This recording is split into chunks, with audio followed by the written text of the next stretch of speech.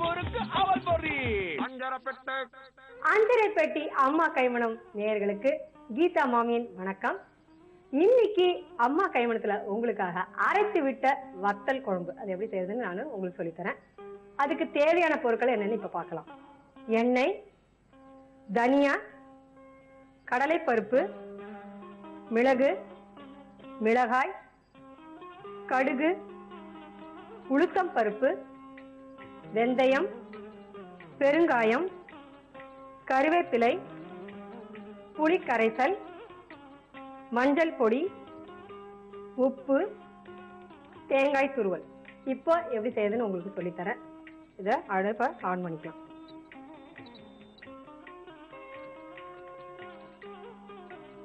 இதுக்கு பாத்தீங்கன்னா நம்ம முக்கியமா எந்த காயும் போடல, வெறுமை அப்படியே புளிக்குழம்பு மாதிரி தான் இதை செய்ய போறோம்.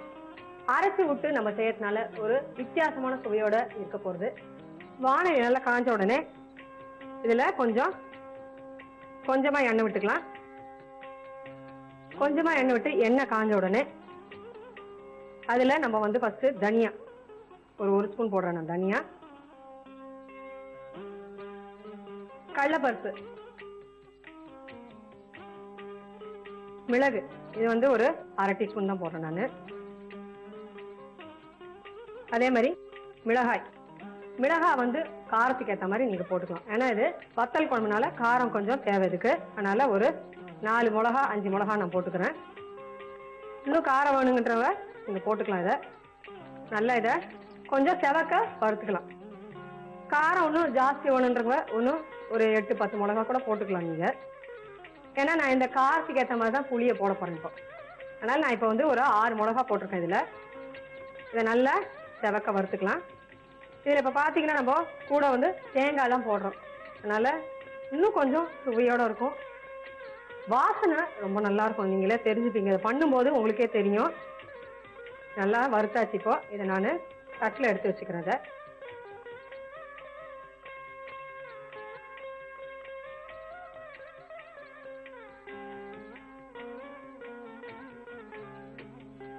இதே வானிலையில கொஞ்சம் எண்ணெய் விட்டுட்டு ஒரு 2-3 ஸ்பூன் எண்ணெய் விட்டுக்கலாம். இதுக்கு நீங்க நல்லெண்ணெய் கூட நீங்க யூஸ் பண்ணிக்கலாம். ரீஃபைண்ட் ஆயில் தான் வேணும்னு இல்லை, நல்லெண்ணெய் கூட யூஸ் பண்ணலாம். இப்போ இதுல நான் கடுகு, அதே போல கொஞ்சம் உளுத்தம் பருப்பு, கொஞ்சம்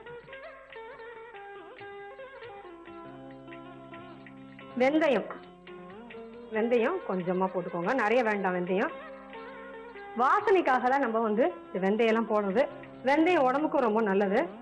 இதுல கொஞ்சம் பெருங்காயம், கடுகு நல்லா கொஞ்சம் திருமாறனோட இதுல நம்ம இந்த கருவேப்பிலையும் இதுல நான் போட போறது.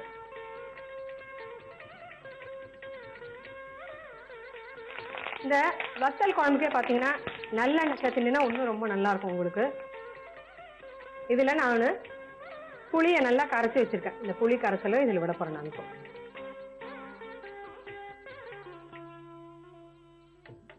இது கொஞ்சம் நல்லா கொதிக்கட்டும். இந்த புளியோட பச்சை வாசனை போனோம்.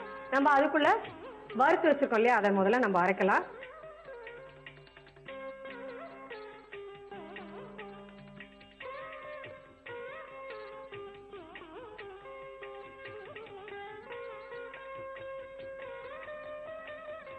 இதுல தேங்காய் ஒரு 2 ஸ்பூன் போட்டுக்கலாம். நம்ம போட்டுட்டு முதல்ல நல்லா ஃபர்ஸ்ட் ட்ரையா அரைச்சிக்கலாம். நம்ம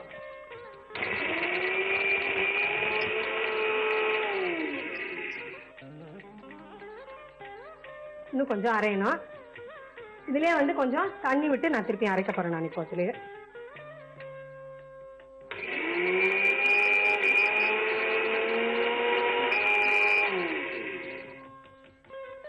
பாருங்க, நல்லா மைய அரைஞ்சிருக்கு. இல்ல இந்த அரைச்ச கலவையும் நம்ம இதோட தான் சேர்க்க போறோம் நான். இப்போ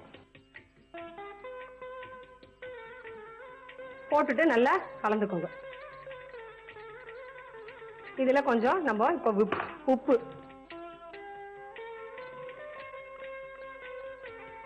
இந்த காரம் புளி இது எல்லாத்துக்கும் சேர்த்தா போல நம்ம உப்பு கலந்துருக்கோம். இதுக்கு நல்லா அந்த பச்சை வாசனை இதுல போகணும். முக்கியமா ஒரு சிம்பிளா உங்களுக்கு ஒரு அரைச்சி விட்ட வத்தல் குழம்பு இதுல பாத்தீங்கன்னா வாசனை பாத்தீங்கன்னா ரொம்ப ரொம்ப நல்லா நமக்கே தெரியும். சமைக்கும் போது நல்லா இப்போ கொதிச்சிட்டு இருக்கு.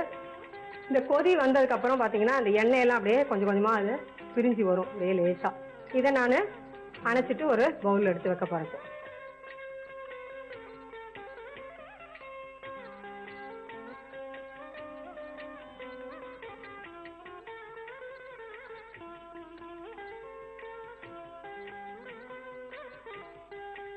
மேல கொஞ்சம் நம்ம வந்து சுத்தி கருவேப்பிலை போட்டுவிட்டுங்க.